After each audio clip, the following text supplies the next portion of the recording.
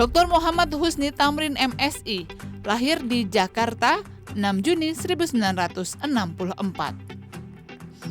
Beliau adalah sarjana ilmu administrasi negara, program studi ilmu sosial dan ilmu politik Universitas Sriwijaya tahun 1989, Magister Sains Ilmu Administrasi kekhususan Ilmu Administrasi dan Kebijakan Publik, program Pasca Sarjana Universitas Indonesia tahun 1997, Doktor Ilmu Administrasi Publik, program Pasca Sarjana Departemen Ilmu Administrasi, Fakultas Ilmu Sosial dan Ilmu Politik Universitas Indonesia tahun 2007. Di tengah keterbatasannya, beliau tidak pernah putus asa dan tak pernah berhenti belajar. Saat ini, Dr. Muhammad Husni Tamrin, MSI, tercatat sebagai salah seorang dosen tetap Fakultas Ilmu Sosial dan Ilmu Politik Universitas Sriwijaya. Dan saudara, inilah Bukan Basa-basi. Assalamualaikum warahmatullahi wabarakatuh. Salam jumpa pemirsa TVRI Sumatera Selatan dimanapun Anda berada. Bagaimana kabar Anda hari ini? Senang rasanya saya Wima Yasir Rustam kembali hadir menjumpai Anda dalam Bukan Basa-basi.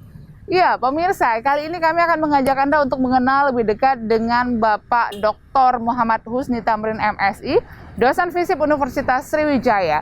Di tengah keterbatasannya, beliau mampu membuktikan bahwa keterbatasan bukanlah sebuah penghalang untuk mencapai sebuah kesuksesan. Dan saudara, inilah Bukan Basa-basi. Assalamualaikum. Waalaikumsalam, apa kabar? Pak Am, apa kabarnya? Baik, dulu senang ketemu. Iya, sehat ya Pak ya hari ini? Alhamdulillah ya, Pak, ya? sehat. Alhamdulillah akhirnya punya waktu untuk ngobrol banyak nih bersama Pak Am. Pak Am, aktivitasnya seperti apa saat ini? Sekarang ya ngajar, tapi ngajarnya daring. Iya, tapi ngomong-ngomong sebelum kita lebih jauh lagi nih, tadi kan kita sudah tes antigen dan alhamdulillah hasilnya negatif, kemudian juga sudah vaksin juga 2 kali, jadi kita izin melepas masker begitu ya? Boleh. Ya. Iya.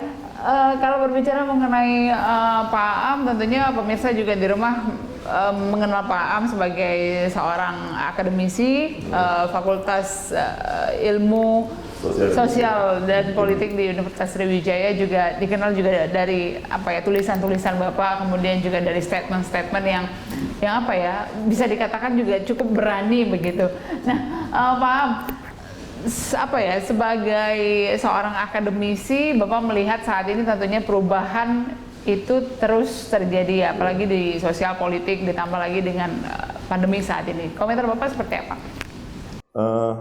Perubahan masyarakatnya maksudnya? Semuanya. Oh ya, banyak hal berubah ya. Artinya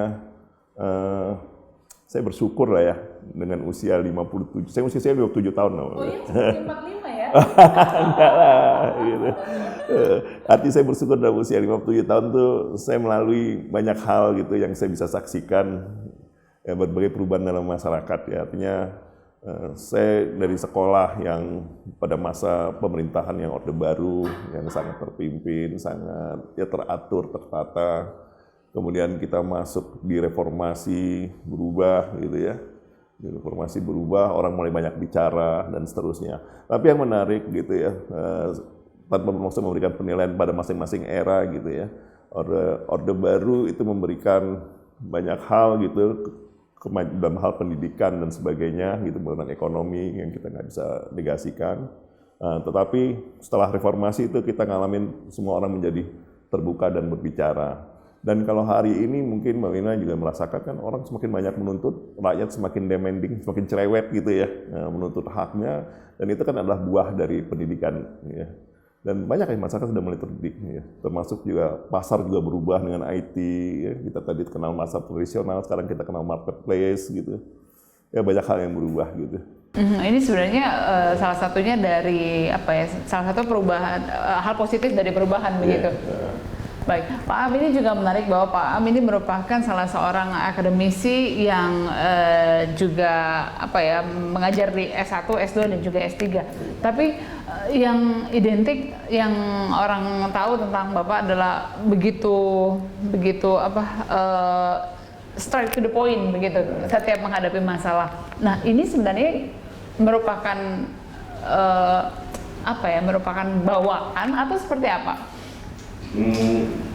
Nggak tahu ya bawaan. Soalnya mahasiswanya selalu bilang nih kalau Pak tuh harus bener-bener nih gawat ini. Mungkin lebih kepada proses belajar ya, proses belajar. Karena gini, yang saya pahami, saya sebagai seorang dosen dan apa ya, ada satu kalimat yang selalu saya tanam, tertanam gitu, entah sengaja tapi tertanam dalam diri saya itu ya, kalau bahasa itu ada kalimat dalam bahasa Latin itu dum docen te discun gitu ya, artinya belajar itu mengajar itu adalah belajar, manusia itu mengajar sambil belajar gitu. Dan ya itulah kita lakukan, dan kita selalu belajar. Dan sekarang saya lihat juga mahasiswa kan nggak suka ya, artinya termasuk di masyarakat pada umum nggak suka yang bertele-tele, orang sukanya straightforward gitu ya. Dan yang paling penting straightforward itu logis gitu ya, logis. Ya itu yang saya belajarin. Baik, Pak, ini bisa dijawab atau bisa tidak juga sebenarnya, tapi menjadi seorang dosen yang katakanlah spesial begitu, ini juga punya tantangan tersendiri. Apakah ada kesulitan, Pak? Kesulitan apa ya, hampir nggak ada ya, saya bilang, kecuali ya paling kalau saya ngerasain ya karena kondisi fisik aja palingnya, itu aja palingnya, selebihnya enggak lah, saya nggak merasakan. Apakah dalam pelaksanaan ke aktivitas sehari-hari begitu ketika mengajar dan lain sebagainya ada merasa kesulitan dalam penerimaan begitu, Pak? Enggak, saya pikir enggak ya. Nggak tahu, saya merasa mungkin apa ya, kalau kita mau ngomong kesulitan penerimaan itu lebih pada persepsi ya. Di awal mungkin ya jujur kan saya ngalamin, saya pakai kursi roda, sebenarnya kan ya saya mau ngomong terus terang aja, saya pakai kursi roda. Mungkin di awal saya pakai kursi roda mungkin saya ada persepsi, jangan lo nggak mau menerima saya, tapi enggak lah, pengalaman saya enggak ada ya. Oke, sebelumnya tapi Pak Am tidak menggunakan kursi roda? Enggak, saya itu waktu usia berapa ya, 22 ya, saya ada kecelakaan, terus saya ada insiden cedera tulang belakang. Ya, otomatis saya ngalamin ya paraplegia, namanya lumpuh, tungkai kaki saya, dan saya harus di kursi roda itu. Tapi ini juga merupakan sebuah tantangan, akhirnya Bapak bisa justru bisa menyelesaikan gelar doktor dan bisa mengajar juga, bisa berkontribusi. Ini seperti apa ceritanya, Pak? Tuhan anugerah Tuhan ya. Jadi gini, saya dulu nggak pernah berpikir seperti ini gitu ya.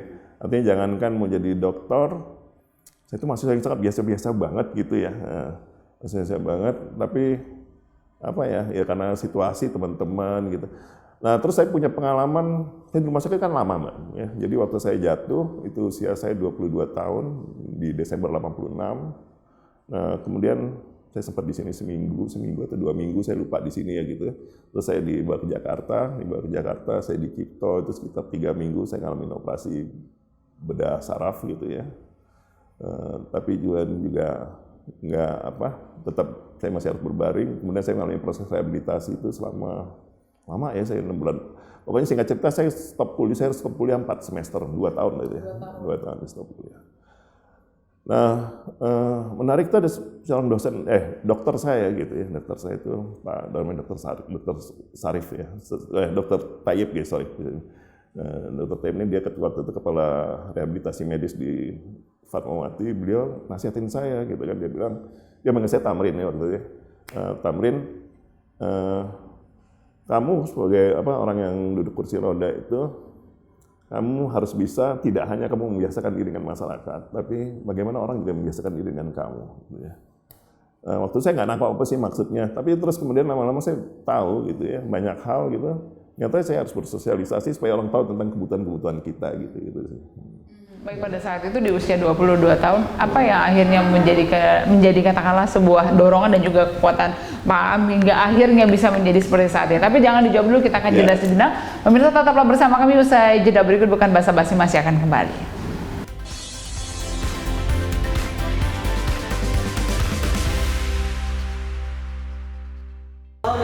Terima kasih Anda masih bersama kami dalam Bukan Basa-Basi, masih bersama Bapak Dr. Muhammad Husni Tamrin MSI, dosen FISIP Universitas Sriwijaya. Baik Pak Am, ini kita lanjutkan kembali tadi, sebelum jeda sempat disinggung mengenai waktu itu usia 22 tahun ya Pak ya, 22 tahun, kemudian juga pada saat itu masih mahasiswa. kemudian harus menerima katakanlah insiden yang mungkin tidak terbayang sebelumnya. Bagaimana bisa menata kembali hati dan pikiran hingga akhirnya bisa menjadi seorang Pak Am yang dikenal saat ini? Ya, singkatnya itu kan waktu saya lumayan lama di rumah sakit itu kan 2 minggu, pokoknya berarti mungkin sampai hampir 8 bulan ya, 8 bulan gitu ya, 8 bulan saya di rumah sakit. Ya berpindah dari Palembang, Cipto, terus rehabilitasi medis di Fatmawati, Jakarta. Yang pertama saya nggak bisa lupa tuh dari ibu ya, ibu. Kemudian juga semangat teman-teman. Saya nggak bisa bayangkan tuh waktu di sini teman-teman yang hampir tiap hari besuk gitu. Bahkan sampai Jakarta ada teman saya tuh yang pokoknya bergantian datang gitu, menyemangatin gitu ya. Dan yang paling terasa sekali waktu, saya baru mulai menyadari saya itu nggak bisa jalan itu tuh justru setelah di Fatmawati, setelah 1 bulan lebih, saya baru tahu, ternyata saya nggak bisa jalan lagi gitu. Dan jujur tentu kadang-kadang saya masih ingat tuh waktu itu, ya susah, nangis gitu, kita nangis, dan kadang-kadang pengen itu cuma mimpi gitu, jadi pas bangun, ternyata kita udah sehat lagi gitu. Tapi di Fatmawati itu karena rehabilitasi medis, waktu itu ada banyak orang-orang yang senasib gitu. Mereka suka datang nyemangatin gitu, dan salah satu terus saya ini dasarnya orangnya kan mungkin agak sombong dikit gitu ya, sombong maksudnya nggak suka kelihatan lemah gitu ya. Nah jadi mereka nyemangatin itu juga dengan kata-kata misalnya ngapain nangis kan nggak mengubah keadaan gitu. Ya itulah gitu ya. Terus ya banyak sih sebenarnya peristiwa gitu selain dorongan teman. Kemudian ada satu lagi peristiwa yang saya nggak bisa lupakan gitu. Sekali waktu, tapi jadi ceritanya kayak sentimental. Jadi ada sekali sore gitu ya, saya ingat sekali sore, kondisi saya udah agak membaik waktu itu, artinya saya udah mulai duduk kursi roda. Terus saya kedatangan saudara gitu, dan waktu itu sebenarnya saya sehat ya, dan terus saya menggap gitu loh, menggap, dan saya pikir tuh saya lewat lah waktu itu ya. Pokoknya dari jam 6 sore sampai jam 10, dan saya tahu saya bisa melihat bagian kesibukan orang untuk menolong saya gitu. Dan singkat cerita ya akhirnya sekitar jam 10 itu ya saya balik lagi. Terus besoknya saya diledek sama suster-suster, bilang, mereka juga manggil saya dengan nama kecil kan, Am lain kali kalau mau ngapa-ngapain tuh jangan pas jam kita gantian shift gitu. Jadi mereka pada pulangnya telat gitu ya, selalu bercanda. Tapi benar, akhirnya itu pengalaman itu mengajarkan saya maksudnya itu saya bahwa saya itu masih pengen hidup, dan saya pikir hidup itu yang paling berharga, termasuk anugerah yang paling berharga, dan itu saya harus isi hidup itu kan gitu. Ya, karena kalau nggak itu ya saya nggak bisa menghargai apa yang dianugerahkan Allah kepada kita, yaitu kehidupan itu sendiri. Itu sebenarnya titik balik dari hidup saya gitu. Pada saat itu orang yang tentunya paling berperan untuk memberikan dorongan yang paling besar, ibu ya. Awal ibu saya lah saya pikir ya. Ya di samping ayah saya dan ya keluarga lah, kan saya cuma berdua, ada kakak saya juga. Ya ibu, dia seperti ngerti gitu ya, artinya waktu itu kan masih ada keinginan, kayaknya pulang Palembang malu juga ya. Tapi enggak, akhirnya saya pikir, ya waktu itu juga kan banyak orang nunjukin ya, pokoknya berobat ya macam-macam selain ke medis juga yang non medis, kalau orang pinter quote in quote gitu ya, orang pinter tapi akhirnya saya sampai pada satu titik gitu, ya ikhtiar tetap penting, tapi saya harus ambil yang pasti-pasti gitu. Logika saya, rasionalitas saya ngajarkan saya bahwa kalau saya nggak sekolah, ya saya nggak tahu mau jadi apa, kan pendidikan itu penting. Nah, makanya saya putuskan untuk balik ke Palembang dan lanjutkan kuliah gitu. Kemudian pada saat setelah menyelesaikan pendidikan hingga akhirnya Pak Am katakanlah sebelum tercatat sebagai dosen, sebelumnya katanya pernah sempat mendapatkan penolakan begitu menjadi seorang dosen, mungkin karena dengan keadaan spesial begitu, tapi akhirnya pada kenyataannya toh nilai juga yang menentukan, bahwa nilai ya berada di posisi teratas sehingga memang tidak bisa digeser lagi. Apakah itu memang menjadi salah satu sejarah hidup begitu Pak Am? Nggak tahu itu, cuma tapi rumornya kan kayak gitu. Tapi memang banyak sih beberapa orang, ada beberapa orang yang mengatakan bahwa kamu nggak bisa terima gitu ya. Bahkan waktu saya tes kesehatan itu dokter di rumah sakit juga sempat lama bingung untuk memutuskan, karena kan memang ada klausul tentang sehat jasmani dan rohani itu ya. Walaupun itu juga diperdebatkan, tapi terlepas dari perdebatannya, tapi dokter juga agak susah gitu. Sehingga saya disuruh balik lagi ke kampus untuk membuat surat pernyataan bahwa user tidak berkeberatan, artinya program tidak berkeberatan. Ya lumayan lah, tapi paling penting menyadarkan saya bahwa pekerjaan ini berharga gitu.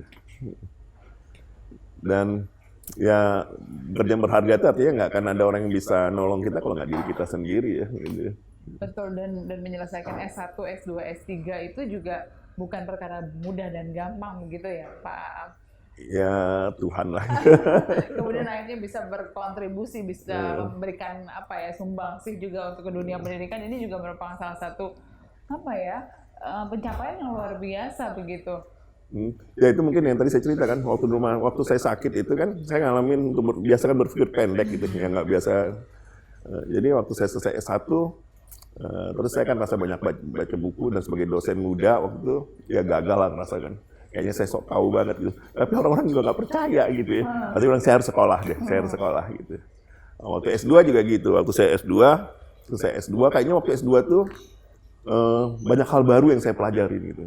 Sampai saya masih ingat waktu kuliah tuh, saya selalu bilang ke teman saya sama teman kuliah, wah ini bagus nih, kayaknya ntar saya mau ngajar ini. Terus lama-lama dia bilang, kamu kayaknya semua pelajaran mau kamu ngajar.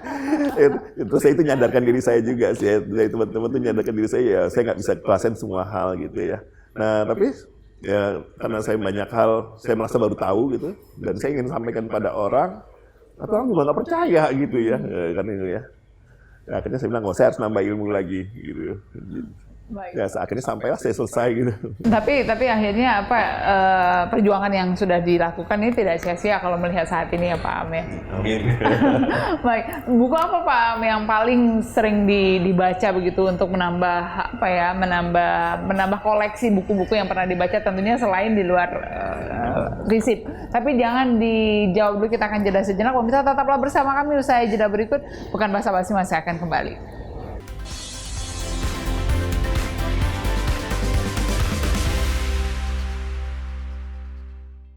Terima kasih Anda masih bersama kami dalam Bukan Basa-Basi. Pak Am, kita lanjutkan kembali. Tadi sempat disinggung mengenai buku apa nih favorit yang paling sering dibaca? Ya pasti buku-buku tentang fisik ya, tentang fisik. Saya administrasi publik, tanya administrasi publik gitu ya. Tapi sebenarnya saya baca apa aja, novel juga saya baca. Ya buku-buku sekarang juga mulai buku-buku agama gitu ya, macam-macam lah gitu ya. Jadi memang membaca menjadi salah satu hobi ya saat ini begitu ya Pak Am ya? Karena sebelumnya katanya Pak Am hobinya bermain basket begitu, off-road juga begitu. Nggak off-road nggak pernah, tapi dulu diajak-ajak orang ya kayak rally kayak gitulah. Baik, Pak Am, kalau melihat apa ya, Pak Am kan katanya lebih lama mengajar di UI daripada di Unsri begitu. Ya saya cukup, bukan lebih lama ya mungkin. Saya ngajar kan di Unsri sejak tahun 91, tapi sempat terputus karena saya sekolah dan sebagainya gitu, sekolah. Saya baru, jadi kira-kira di Unsri itu hampir sama lah ya. Cuman waktu saya lagi sekolah S2, lagi S3 gitu. Saya itu kan nggak boleh, sebenarnya waktu masih S2 juga saya sudah diajak gitu. Kita nggak boleh ngajar karena masih izin, cuti itu. Jadi nggak boleh ngajar di sini gitu ya, karena full mahasiswa. Nah teman-teman di UI juga ngajak bantu-bantu ngajar, dan itu ya akhirnya saya nikmatin saya ngajar di situ gitu. Ya lumayan lah, saya dari tahun 2002 sampai 2017 ya saya terakhir. Jadi cukup lama ya Pak? Lumayan 15 tahun. Kemudian baru akhirnya kembali mewarnai Sumatera Selatan. Sudah dari 2008 saya sudah di sini, cuma masih bolak-balik gitu. Kemudian kalau misalnya melihat bahwa Bapak saat ini menjadi salah seorang yang memang katakanlah ini khusus, katakanlah spesial begitu. Apakah ada, tadi sudah sempat disinggung kalau misalnya penerimaan di kampus sepertinya tidak ada semuanya berjalan dengan normal, tapi pada kenyataannya apakah pada saat beraktivitas dan lain sebagainya di kita masih membutuhkan sentuhan-sentuhan dari pemerintah? Karena kalau disinggung nih, di luar kan perhatian terhadap teman-teman yang spesial ini kan lebih diperhatikan dan lain sebagainya. Kalau di kita seperti apa Pak? Ya itu yang masalah aksesibilitas itu masih menjadi persoalan. Banyak kendala-kendala fisik arsitektur ya gitu ya. Artinya kayak orang seperti saya gitu pakai kursi roda kan banyak sekali di mana saya hampir nggak ketemu jalan yang bisa saya lalui dengan mulus gitu ya. Di trotoar itu menjadi masalah gitu ya. Terus banyak kantor yang masih pakai tangga-tangga, makanya kayak TVRI itu bikin rem tuh, aduh saya apresiasi banget. Oh iya betul ya, memang harusnya lebih memudahkan teman-teman ya, begitu ya Pak Am ya. Pak, kemudian yang saya kagum dari Bapak adalah semangat yang sepertinya terus ada dan tetap membara. Nah itu sebenarnya didapatkan dari mana sih sebenarnya? Ya karena menghargai hidup. Tadi saya pikir karena saya sudah diberi anugerah hidup, ya harus ya dihargain ya gitu. Ya kalau semangat iyalah ya, karena kan gini, prinsip kita kan yang sebaik-baik jadi manusia itu apa yang bermanfaat bagi sesamanya ya gitu ya. Dan itu juga ibu saya sering bilang gitu, dan saya lupa ya peribahasanya gitu. Pokoknya jadi manusia itu yang penting itu ya jadi manfaat gitu ya. Dan jaga akhlak, itu aja nasihat dari beliau gitu. Soal mau kaya, mau miskin, itu Allah nentuin. Yang penting bagaimana kita tuh manfaat. Dan memang kadang-kadang waktu memberi manfaat itu nggak semua juga orang suka ya gitu. Ya tapi sepanjang kita tahu bahwa kita di rel yang benar ya lakukan aja gitu. Kata-kata dari beliau yang mungkin sampai saat ini tuh masih menjadi pedoman hidup Pak Am. Banyak ya kalau ibu saya bilang. Ya yang pertama, yang paling sering beliau bilang tuh ya jadi manusia itu jadilah manusia yang merdeka gitu ya. Satu-satunya yang menuntun kita tuh ya ketentuan Allah gitu. Jadi jangan karena takut hilang jabatan, jangan takut karena kita nggak lulus, terus kita mau menggadaikan prinsip kita, yaitu ya memang itu kadang-kadang itu jadi mau nggak mau mewarnai prinsip saya gitu ya. Artinya, karena gini juga, pendidikan itu kan pada dasarnya juga memerdekakan pikiran ya. Saya pikir salah sekali kalau kita setelah terdidik malah kita terjajah dengan pikiran kita sendiri ya. Termasuk terjajah oleh buku-bukunya gitu ya.